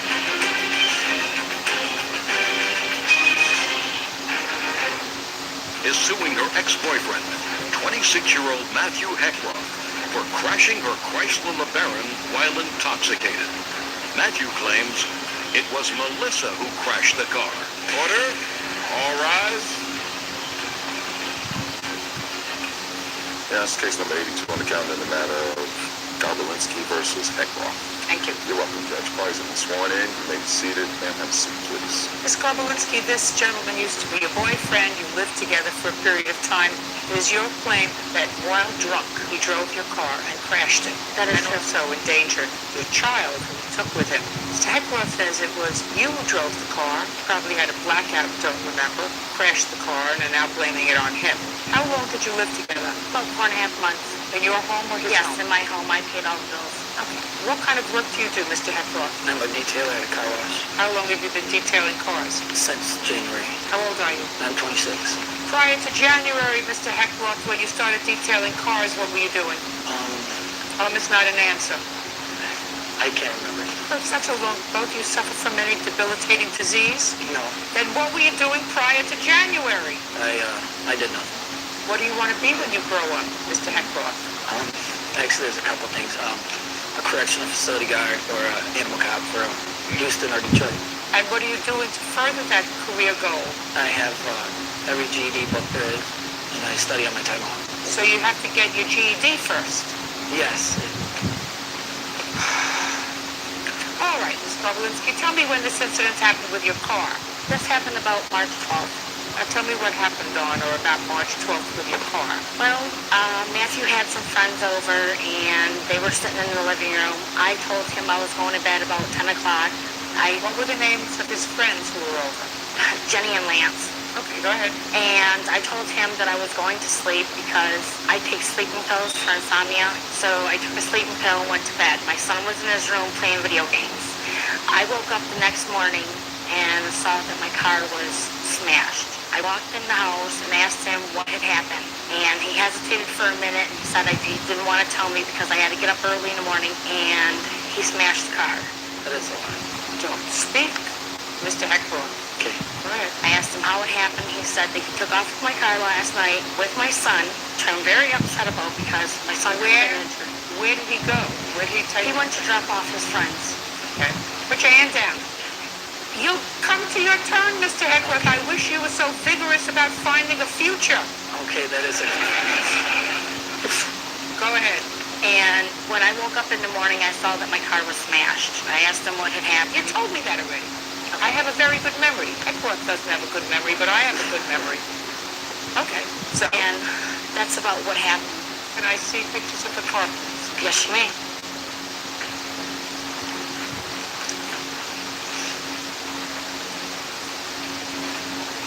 Mr. Eckroth, what are the last names of these two people, Jenny and Lance? The last name of Lance is Quintel. He's my cousin. And Jenny? And Jenny is her friend, so that's a lie, Your Honor. She was there that night too, but it was her friend. Okay. And I would never drive with a kid in the car. That's absurd. Okay. Lance was your friend, My cousin, yes. your cousin. And how did he get to your house? He, Look at me. yes, he walked that night. What's his telephone number? 989-04. So he walked to your house from where? I don't know where he came from. He lived down the road, or I'm not sure how he got there. But he stayed the night that night. And where did he stay when he stayed the night? On the couch. So he was there in the morning. Right. Does he work? No, he just had surgery on his arm. What kind of surgery did he have on his arm? I'm not sure he had a broken arm. He required a rod put in. Oh, so he can't drive. No, he can't. So he walked from somewhere down the road. Yes. Do you know where his cousin lives somewhere down the road? Just answer my question. He lives all over. He lives all over. What does that mean? He is like Matthew. Sort of falls down wherever he can. Yep. Now, Jenny, he says Jenny is your friend. We were friends, but she pulled a lot of stunts with different people, and I don't care to talk to her anymore. She did come over that night, and her and Lance both went home that night because I told Matthew I didn't want anybody in my house after I went to bed. So Jenny was your friend? She was my friend at the time, yes. Does she have a cell phone? No, she does not have a cell phone. She has a home phone. What's the home phone number? 1989. Yes. Okay. Now, Mr. Eckroth, now you're going to tell me your version of these events. Okay. I had to work early in the morning that night. So I went to sleep while Melissa and her friend Jennifer and my cousin partied while her son was in the room. But I was laying in bed awake when she took her friend home. Lance was in the car too. She took her friend Jennifer home, and they said they were going to the bar, but they showed up late that night, and then she woke up the next morning flipping out about her car, which I knew nothing about because I had to be to work that early that morning. And both Jenny and Lance are going to corroborate the fact that Miss Garbolinski took them home. Is that right? Yes. When I called them? Yes. Both of them? Yes. That's why Jennifer was her first witness, but when it come to life, Why didn't she come to testify for you? because I wanted to by myself. Why? Because my first witness couldn't come to the surgery, so I just came by myself. Why couldn't he come because of surgery? He has a big rod on his arm, and probably just don't feel like it. Don't feel like coming. But you asked him to come. Yes. And you asked Jenny to come. No. Why not? I don't know. I didn't need Jennifer to come because she took Jennifer home in the car, so I don't know. Oh, let's go find out.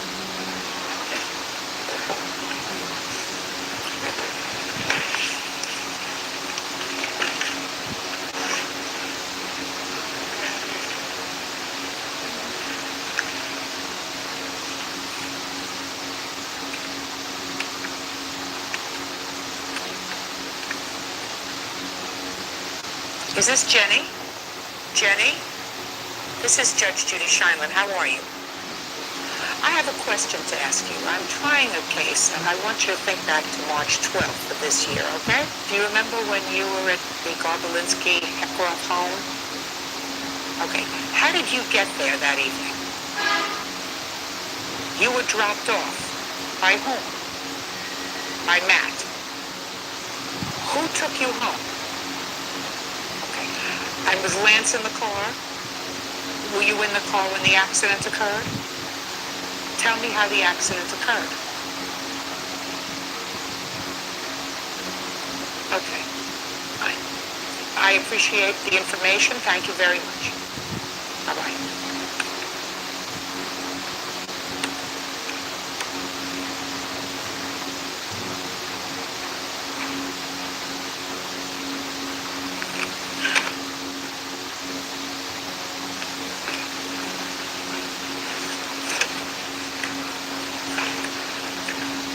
You gave me a wrong number, sir. Lance's number. Repeat it again. 989-204. Wrong number. Belongs to a Connie and Don. Connie and Dennis, that is his parents that he's staying with because of his arms.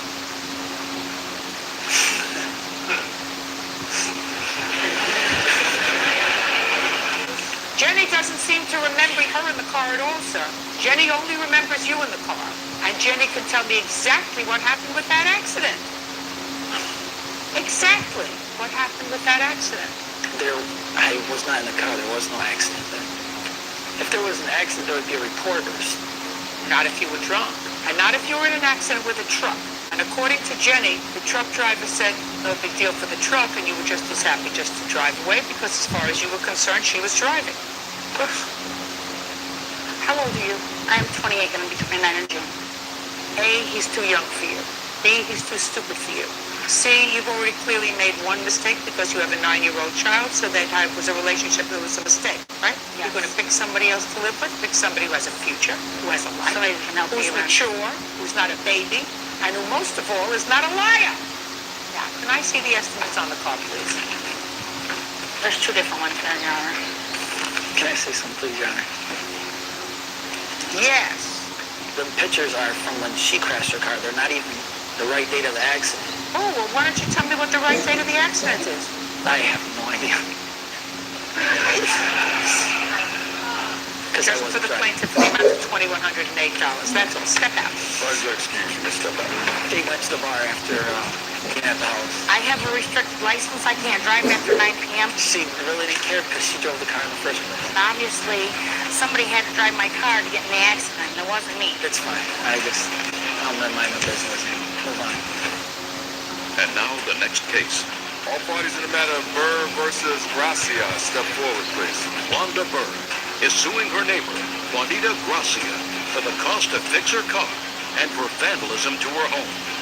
Wanda says the culprit is Juanita's son, 14-year-old Alberto Lopez. May be seated. Gentlemen, have a seat, please. Oh, no. Gentlemen, stand up, please. No, you sit back.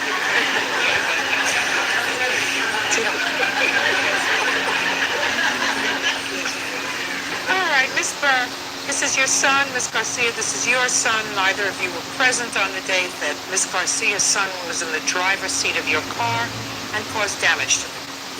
And that's what this lawsuit is about. You believe that Miss Garcia is responsible for her son's actions and should pay for the damage to your car. Miss Garcia says that it wasn't her son's fault, that your son was there the whole time, and if you want to hold somebody responsible, you should hold your son responsible, right? Okay. What's your first name? Casey McDavid. I want you to keep the voice up. Are you frightened here today? No, ma'am. You're a little nervous? No, ma'am. I'm going to change that. On what day were you in your mother's car? He was not in the vehicle, Your Honor. Where were you? Me and my friends were on the computer, and I went to the bathroom. I came out. He took the keys off my door, and I seen the car go past the window, and I went out, and I seen him hit the tree. You saw him. I seen him get in my car. Where were the keys? They were on the door Of what room? of the front door And where's your computer? in the living room. The computer's next to me. Were you there? No, ma'am. Keep your mouth closed. So you were on the computer in the living room. Yes, ma'am. And where were your friends? They were on the computer with me. How many friends? 3. Who are they? Alberto, Brandon, and Dwayne. What's Brandon's last name? I don't know. What's Dwayne's last name? Is he still your friend? No, ma'am. Why not? I haven't talked to him Since when? since the accident. And what about Brandon? Have you spoken to him? No, ma'am. Why haven't you spoken to them since the accident? Casey. Ever since the accident, I just lost touch. Why? They were in the room with you on the computer, right? Right. They weren't near the car, so why would you stop being their friend? I just had to talk to him a lot. Okay, now let me hear your version of what happened. Me, Brendan, and Dwayne were sitting on the living room couch. I was next to Casey looking on the computer with him. Me and Brendan discussed getting in the car and listening to the music, and the keys were on the desk of the computer, not hanging. I took the keys in front of Casey. He didn't say anything. Me and Brendan went into the car, started the car. Brendan too. Brendan was in the car. We started the car and started listening to music. I switched gears in the car in reverse. Casey came out and just stood there and watched us. Casey came out. Yes, ma'am. And what did he say to you? I don't know if he said anything, but he just stood there watching us. And I backed the car, and I guess... Why did you do that? I don't know. What do you mean you don't know? I don't know. He's taken the car out before. It's not like it was the first time he's done it. He didn't do anything. Well, with that we've done it, he's let us drive before. And I started backing up the car. I was going to go anywhere. And then Brendan got scared and opened the passenger door and jumped out. And that's when the door hit the tree. I stopped the car and moved it back forward. And we noticed the damages to the car. So whose fault is this? Mine. Perfect. Why didn't you convince your mother of that? When his mother found out, we all discussed together that we would each take responsibility for it. Who's each? Me, Brendan, and Casey. Because No, it's not. Just a second. Not Casey's fault. You took the keys. You didn't have permission to take the keys. Brendan, maybe. He was with you, but he didn't drive it. You did. Why is it anybody else's fault but yours? They didn't stop me. So let's say you're walking down the street with your mother, and you see somebody that you went to school with that you don't like, and you walk past them, and you say to your mother, I'm going to punch him in the face. You walk past him, you punch him in the face. He gets hurt. Would that be your mother's fault? No. Why? She didn't stop you. She didn't stop you. You get it? Yes, ma'am. You have anything to say to me, Miss Garcia? Yeah. The reason I felt that it wasn't all his fault was because all three parties were involved. Casey is older than my child. The kid was in his house. Just a second. How much older is he? 2 years older than him. So what? No, but he had possession of the keys. No, he didn't. He didn't have possession of the keys. If he had the keys in his pocket. No, Hey, listen to me. If he had the keys in his pocket, and he took the keys out of his pocket and handed them to your son, then he had control of the keys. Your son didn't ask permission. It's like he stole the keys. And what he's saying is, well, nobody stopped me. I mean, you mean if he walked out with the silver, nobody stopped him, he could have the silver? If he saw the family jewels, and he said, I'm going to take those. And he said, well, I took them, but nobody stopped me. So why can't I have those? He stole the keys, and he went outside, and he was in the car already. Oh, how much damage did you have to your car? I also have another incident, Your Honor, where my new truck was keyed and I saw Alberto running from my carport that evening, and I have a police report on it as well. And there have been other instances of burnt screens, lawn bags that I've bagged up have been scattered over my yard the next morning, graffiti on the side of my house. Mr. Garcia, what do you want to say? It wasn't you, right? The police report didn't even say that.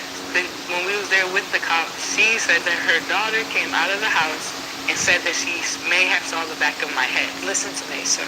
What I'm going to say to you is, only you and I know whether or not you were involved in any of these shenanigans that's taken place in the Burr home since this incident. Unfortunately, Miss Burr knows that she has insufficient proof of what's been going on, this little vandalism and prank stuff, because I'm sure that Brandon is involved, which is why he doesn't see him anymore. I don't know about Dwayne. Dwayne was in the house. Why don't you see him anymore? I don't know. So you didn't tell me the whole story. You didn't tell your mother the whole story. He didn't tell you the whole story, Miss Burr. Not the whole story, but he's not responsible. You are. And if you've been fooling around with Miss Burr's property, it better stop. Because now 10 million people know that you are potentially a suspect. So there are going to be lots of eyes on you, including the police. Do we understand each other? Yes, ma'am. Good. What's the estimate to fix your car? One is for 1608, the other one's for 1733, and the third one, 1840. Can I see pictures of the car, please? Yes, ma'am. Well, that's not $3,000, 1608. Where did you learn your math? Also for the keying of my truck. I already told you that you have no proof of that. He did it. You weren't paying attention. Oh, you're lucky that this damage is only 1608, that she can have it fixed for that. That's pretty nasty damage, sir. How old are you? 14. Ever been in any trouble before? No, ma'am. Great. Don't get into trouble again. Your mother looks like a very nice lady. She doesn't need trouble from you. No, she doesn't. Judgment for the plaintiff for the amount of 1608. Thank you. Parties are excused. You may step out. My... Terrence Sennett is suing his son's former friend, 20-year-old David Berry, for severely damaging his home during a party. David says he's already paid for the damage he caused. All rise. Now, this is case number 6 on the calendar, the matter of Sennett versus Berry. Thank you. You're welcome. Judge parties have been sworn in. You may be seated or just have a seat. Mr. Sennett, Mr. Berry is responsible for trashing your house. Yes, ma'am. During a teen party. Mr. Berry has already been convicted of trashing your house during this party. He's paid court-ordered restitution in the amount of $1,000. He says he's paid enough. If your house was damaged to an extent that was greater than the $1,000 that he's contributed, go after the other people. That's your defense. Yes, ma'am. Are you very shy, Mr. Berry? A little. Or are you nervous? Not really. You're not nervous? I'm going to see what I can do to fix that. Mr. Berry, how do you know Mr. Sennett? I'm friends with his son, Matt Sennett.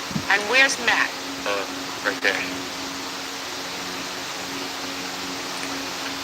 Matt! Yes, ma'am. How did Mr. Berry get to your house? I was supposed to stay at my mom's house because my dad was going out of town. Were you living with your father at the time? Yes, ma'am. And this is your father? Yes, ma'am. So you're living with your father. Father's going out of town on Vacation. And so you made arrangements with your former wife, girlfriend, his mother, to take care of him. Yes, ma'am. Because you don't trust him in your house. I don't trust anybody in my house. That's it, unless you're there. Yes, ma'am. I'm with you. So you send him packing to his mother's house. Yes, ma'am. How long, Matt, did you stay at your mom's house? I went there for an hour or two, and then I went to my friend's house, and Which friend? Bobby Anderson, he's sitting right there. And then we were picked up from his house by David. Well, how did you communicate with David? I called him. And what did you say to him when you called him? I said, hey, you want to come You pick said, us up? hey. Yeah. Go ahead. I said, hey, you want to come pick us up? And we'll hang out. And David said, Sure, and he came and picked us up. and where did you go? We went to my house, or my dad's house. Ah, your dad didn't want you in his house. No, no. How did you get in? I had a key. Send them to take away his keys and do a strip search. I'm learning. So far, it's the three of you Yes. at your father's house. Yes. How many other people did you invite to your father's house? Not very many. Maybe 3. 6 altogether. Yes, ma'am. What were you all doing there? We were drinking. Drinking. Let me put that down. Number 1 is drinking. What were you drinking? Alcohol. We were drinking E&J. What is that? E&J. Brandy. E&J? Yeah. Is that what it is? Yes, ma'am. And where did you get it from? He had it. Who's he?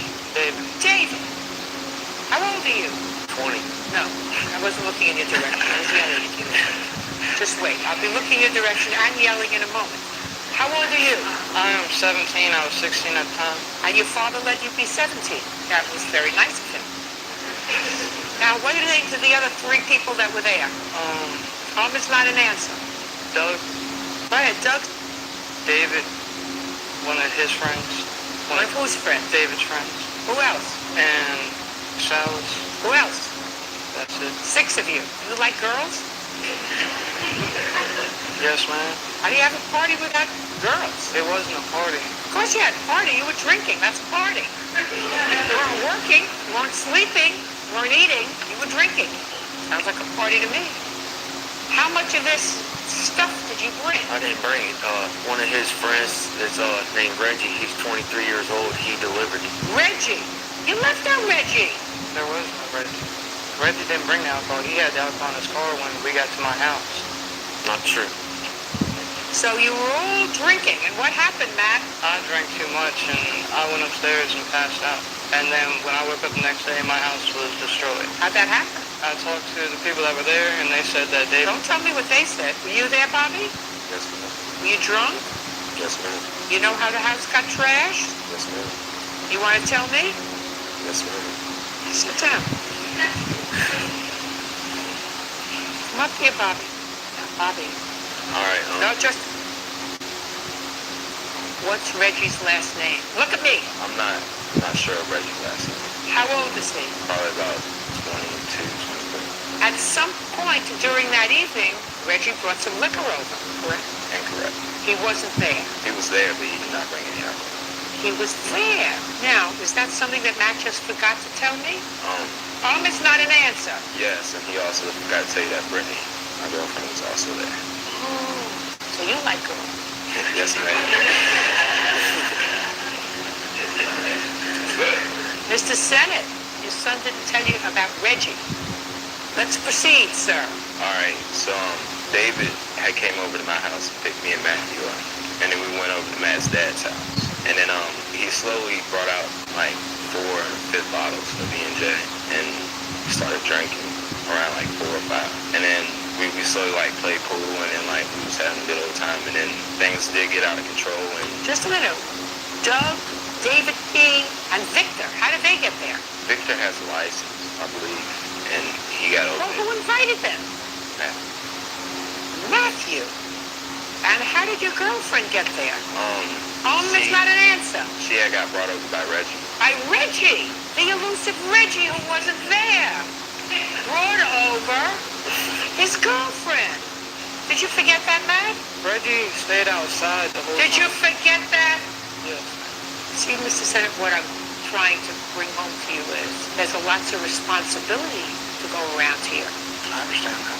You see, he's already been convicted. Absolutely. He's already been sentenced. He's already paid his fines. He's already done all those things. He really doesn't have a reason to lie to me.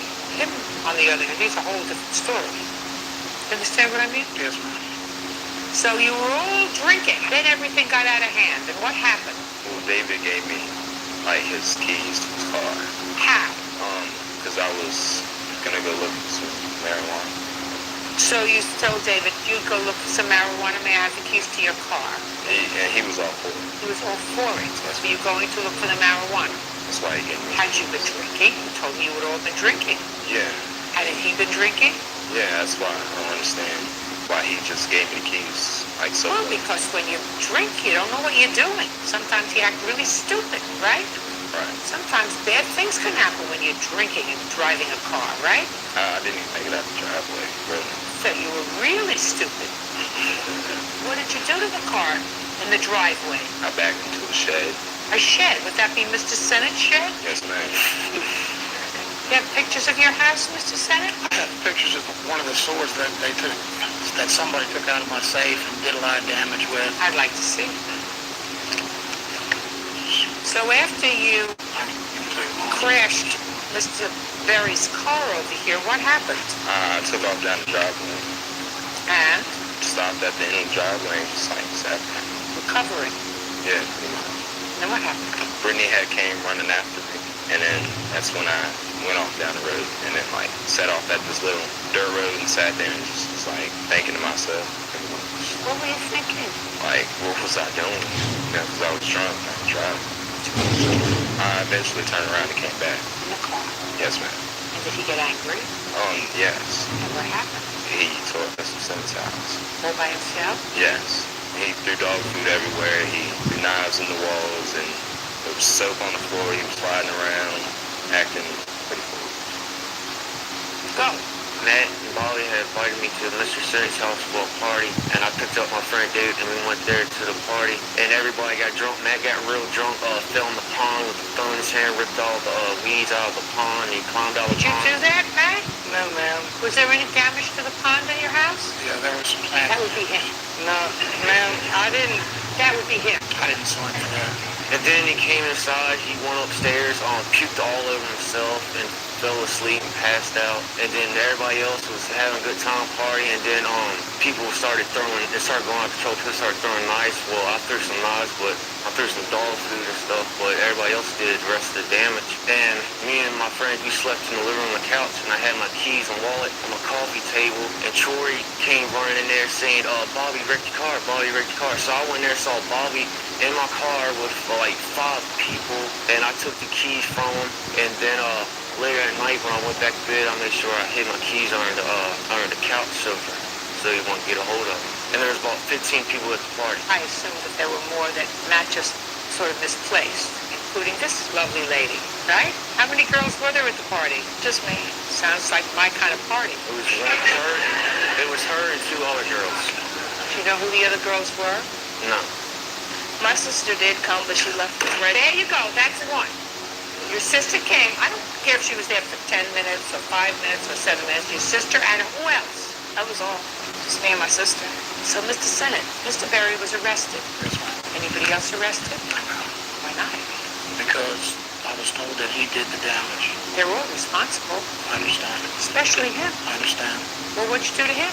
I punished him. He's still on restriction, so What about paying for the damage that he caused? But for his actions, nobody would have been in your house. I understand. I agree with you. So, I mean, Mr. Berry was arrested. He now has a conviction. I mean, you know, it would be different if he was 30 years old and they were 16. They're all the same. They're all idiots. So why would you think that I would say this is this young man who did the wrong thing? No question. Went to this party. I believe he brought some alcohol there, as did Mr. Reggie, who he forgot to tell you was there. I believe that he participated in trashing your house. I believe there were a lot of drunken people who once it got started,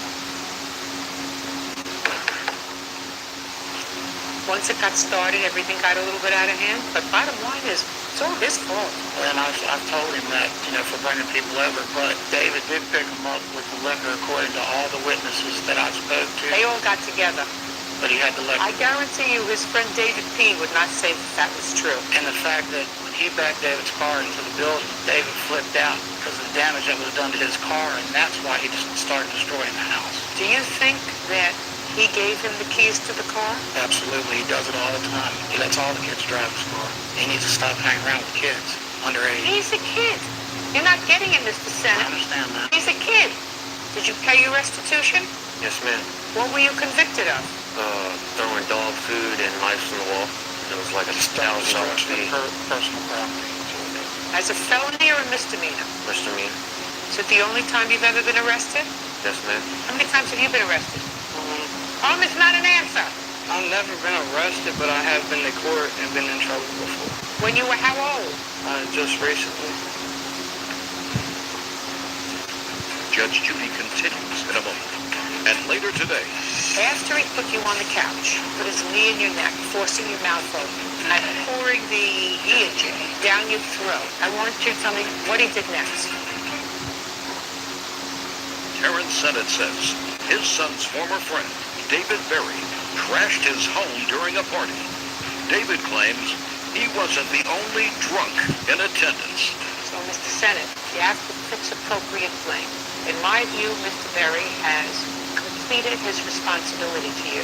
Yes, ma'am. I suggest that you look towards the others, including your own son, without whose complicity this whole nightmare never would have taken place. Because aside from being on restriction, and evidently your restriction wasn't too helpful because he's been in trouble since, right? Yes, ma'am. So if anybody needs a little straightening out, I would suggest it's him. He can get a job and pay for whatever additional damage was done to your house. Not him. He's paid it. Now, you may sit down. Your case is dismissed. Because now I have a second case, which is Berry versus Anderson. You would be the defendant. Over there. Now, I already have this. And I have a very intact memory. I can take the facts that I gleaned from the previous case and bring them here. What was the damage to your car, sir? Like a total of $2,500. And what amount do you feel is your responsibility? Because it's clear that Mr. Anderson took your car, he was so drunk that he couldn't drive it, and he had an accident with it before he even got out of the driveway. And I believe that you brought liquor to this party. And I believe that you also agreed that he was going to go out and get some marijuana, and you thought that was a grand old idea. Now, the fact that you may have been drunk when you said it's a grand old idea, I can't take into consideration. So what I want to know from you is, how much is your responsibility of this $2,500? Not much, none. You have none. How much do you think Mr. Anderson should pay of $2,500 that it's going to take to fix your car? All of it. When you party and when you're drunk, things happen. All I said to Mr. Senate, he has to fix blame all the way around. You got punished and you had to pay because you acted stupid. Yes. But there were a lot of other stupid people at the party, including his own child, who caused the trouble by inviting a group of people over to his house when he knew that that was strictly off limits. Now, you are just slightly out of the kid stage because the law says that you're not a minor anymore. Mr. Anderson's a minor. You know that if he would have gotten killed in your car, you would have been responsible? But the car was stolen. No, don't believe that, sir, for 1 second. Well, I was asleep when he took my car, so technically I didn't know he took my car, so... You know how many times I've heard the I was sleeping when he took my car story? I could think of at least 20 times this year that I heard that I was sleeping when he took my car keys because we were all drunk at the party story. Okay. Good. Now let me see the estimate and pictures.